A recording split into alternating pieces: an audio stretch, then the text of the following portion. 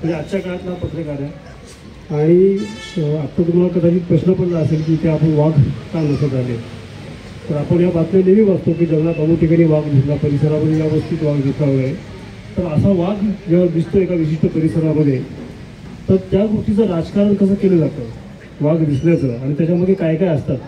4 गोष्टी एकत्र आहेत. राजकारण आहे, पर्यावरण बचाव आहे, त्या 2 गोष्टी आहेत, आणि त्याच्यामागे काय चाललेलं असतं, त्याची गुन्हेगारी पार्श्वभूमी काय आहे, आणि त्यात पोलिसांची भूमिका नेमकी काय असते. या 4 गोष्टी एकत्र करून त्याच्यात पार्श्वभूमीवरही त्यात प्रेमकथा आहे. ती प्रेमकथा नेहमी जी आपण प्रेमकथा बघतो तशा प्रकारची प्रेमकथा नाही आहे, कारण ही या विषयामध्ये गुंतलेली प्रेमकथा आहे, वेगळी नाही आहे. त्यात पत्रकार आहे तो, आणि त्याची जी नायिका आहे रिचा सुमिधा तिच्यामध्ये, तर ती पर्यावरणवादी आहे. त्यामुळे 4 विषय एकत्र गुंफून त्यातनं ही प्रेमकहाणी तयार झालेली आहे.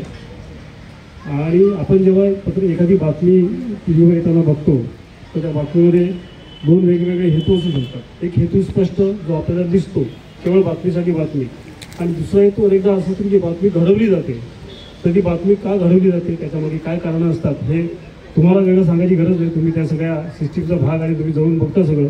मात्र मला खात्री आहे तुम्ही जेव्हा या सिनेमाचे बघाल तेव्हा तुमच्या लक्षात येईल की आपण जे अनुभवतो, आपल्याला जे माहिती आहे तेच आपण एका वेगळ्या पद्धतीने पडद्यावर बघतोय.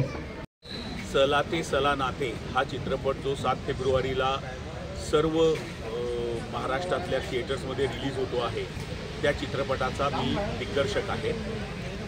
सगळ्यात आधी सॉरी, आम्हाला इथे यायला पोहोचायला काही कारणांनी खूप उशीर झालेला आहे, त्यामुळे मी आपल्या सगळ्यांची माफी मागतो सगळ्यात आधी.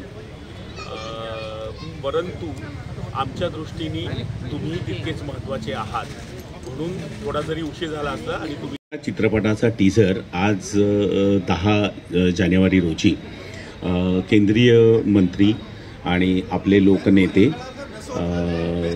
नितीनजी गडकरी यांनी हा टीझर रिलीज केलेला आहे. आणि त्यांनी या चित्रपटासाठी आम्हाला खूप खूप शुभेच्छाही दिलेल्या आहेत.